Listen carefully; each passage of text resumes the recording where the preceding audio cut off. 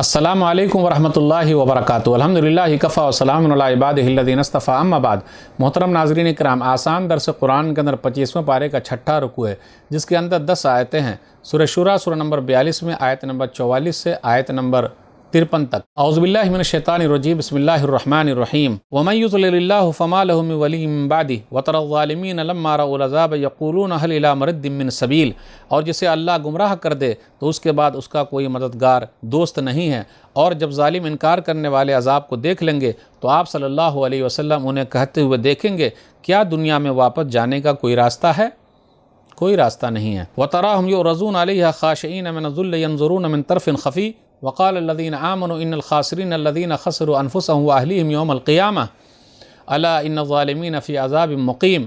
और आप सल्लल्लाहु अलैहि वसल्लम इनकार करने वालों को देखेंगे कि वो लोग जहन्नम के सामने इस तरह लाए जाएंगे कि ज़िल्लत से आजिज़ी करते हुए छुपी और नीची निगाहों से, कंखियों से आग को देख रहे होंगे। और ईमान वाले कहेंगे, खसारा नुकसान उठाने वाले तो वो हैं जिन लोगों ने क़यामत के दिन अपने आप को और अपने घर वालों को खसारे नुकसान में डाल दिया है।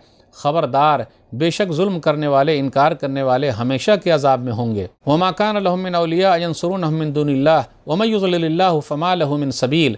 और इनकार करने वालों के लिए अल्लाह को छोड़कर ऐसे मददगार नहीं होंगे जो उनकी मदद करें, और जिसे अल्लाह गुमराह कर दे तो उसके लिए बचाव का कोई रास्ता नहीं है। इस्तजीबू लिरब्बिकुम मिन क़ब्ल अन यातिया यौमुन ला मरद्द लहु मिन अल्लाह मा लकुम मिन मल्जइन यौमइज़िन व मा लकुम मिन नकीर।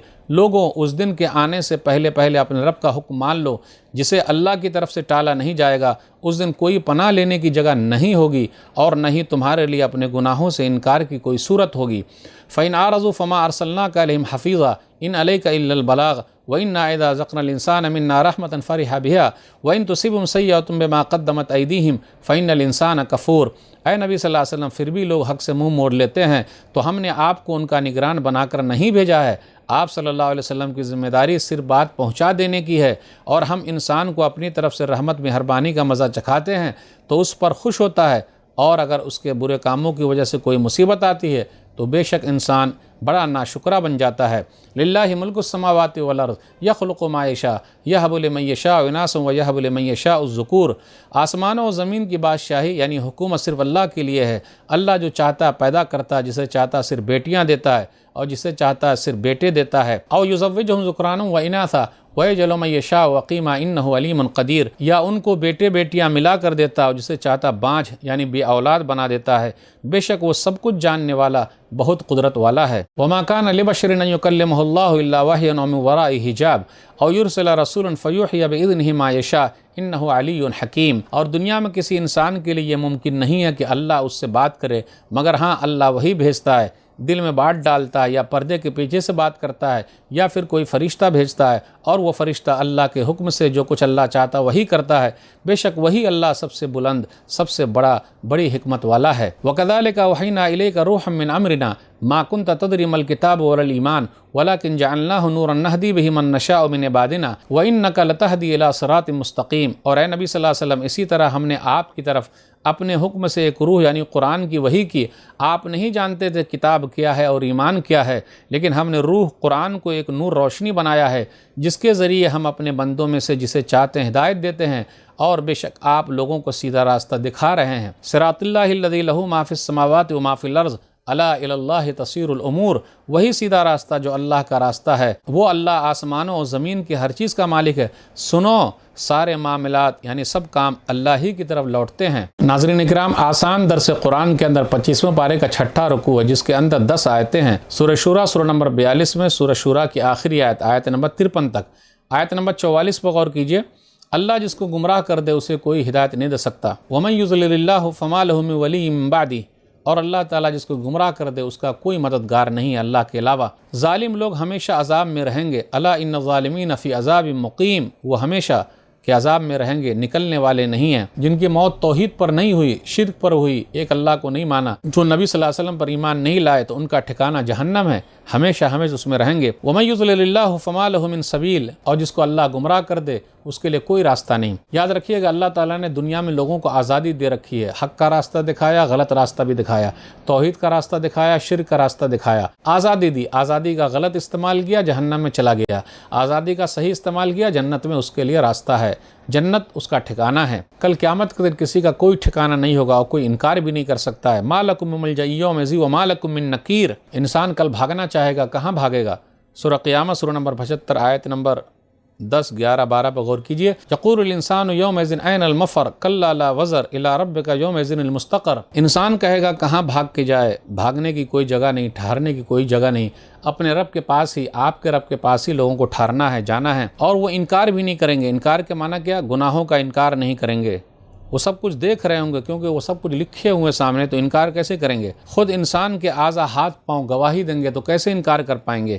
یا پھر عذاب کو دیکھ لیں گے تو اب تو عذاب آنا ہی آنا ہے، عذاب کا انکار کیسے کر پائیں گے؟ گناہ کی وجہ سے، شرک کی وجہ سے، ظلم کی وجہ سے، کفر کی وجہ سے اس کا ٹھکانہ جہنم میں عذاب ہے، تو اس کا انکار کیسے کریں گے؟ نہیں کر سکتے۔ آگے آیت نمبر 48 پر غور کیجئے۔ فما ارسلناک علیہم حفیظا ان الیک الا البلاغ، ہم نے آپ کو داروغہ نہیں بنایا، بس آپ کا کام ہے پہنچا دینا، ان الیک الا البلاغ، آپ کا کام ہے پہنچانا۔ دوسرے مقام پر اللہ نے کہا سورہ بقرہ سورہ نمبر 2 آیت نمبر 272، لیس علیک ھداھم ولکن اللہ یہدی من یشاء، آپ کسی کو ہدایت نہیں دے سکتے، اللہ جس کو چاہتا ہے ہدایت دیتا ہے۔ انک لا تہدی من احببت ولکن اللہ یہدی من یشاء وہو اعلم بالمہتدین، سورہ قصص سورہ نمبر 28 آیت نمبر 56، آپ جس کو چاہتے ہیں ہدایت دینا آپ نہیں دے سکتے، اللہ جس کو چاہتا ہے ہدایت دیتا، اور اللہ ہی کو معلوم ہے کسے ہدایت کی ضرورت ہے۔ سورہ راعد سورہ نمبر 13 آیت نمبر 40 پر غور کیجئے۔ فإنما علیک البلاغ وعلینا الحساب، آپ کا کام پہنچانا، ہمارا کام حساب لینا ہے۔ سورہ غاشیہ سورہ نمبر 89 آیت نمبر 21-22 پر غور کیجئے۔ فذکر انما انت مذکر لست علیہم بمسیطر، آپ صرف ڈرانے والے ہیں، آپ ان کے اوپر داروغہ نہیں ہیں، تو ہمارا کام پہنچا دینا ہے، بتا دینا، منوانا نہیں ہے،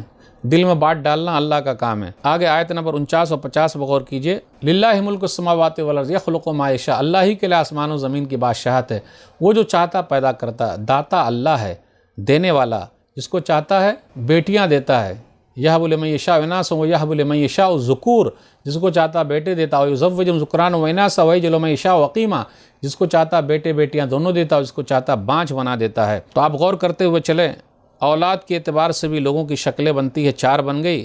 نمبر 1 بیٹیاں دیتا ہے، تو یہاں بیٹیوں کا بڑا مقام ہے، بڑا مرتبہ ہے۔ جس نے 2 بیٹی کی صحیح تربیت کر دی نبی صلی اللہ علیہ وسلم کے ساتھ جنت میں ہوگا۔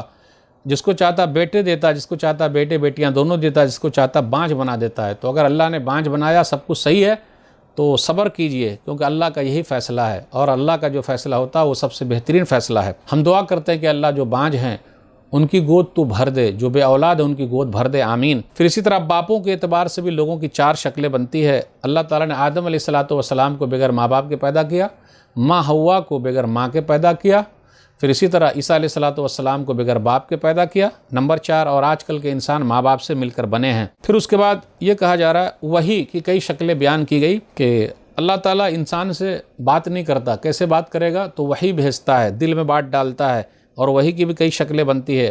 فرشتے انسانی شکل میں آتے ہیں، یا پھر گھنٹی بجتی ہے، یا پردے کے پیچھے سے اللہ تعالیٰ کلام کرتا ہے، جیسا نبی صلی اللہ علیہ وسلم سے اللہ نے کلام کیا۔ وحی کی شکلیں بیان کی گئی ہے سورہ شورى سورہ نمبر 42 آیت نمبر 51 میں۔ آیت نمبر 52-53 میں غور کیجئے کہ نبی صلی اللہ علیہ وسلم سے کہا جا رہا ہے، آپ کو کتاب نہیں معلوم، آپ کو ایمان نہیں معلوم۔ ما کنت تدری مل کتاب اور الایمان، آپ نہ کتاب جانتے تھے نہ ایمان جانتے تھے، لیکن ہم نے کیا کیا ہے؟ آپ کو ہدایت دی، ولیکن جعلناہ نورا نہدی بہ من نشاء من عبادنا۔ تو پتہ یہ چلا نبی صلی اللہ علیہ وسلم سے جب اللہ نے کہا کہ آپ کو نہ کتاب معلوم نہ ایمان معلوم، تو نبی صلی اللہ علیہ وسلم کو نہیں معلوم، اتنا ہی معلوم جتنا کہ اللہ نے بتایا ہے۔ پھر اس کے بعد یہ بیان کیا جا رہا ہے کہ یہ ہدایت سے کس کا فائدہ ہوگا؟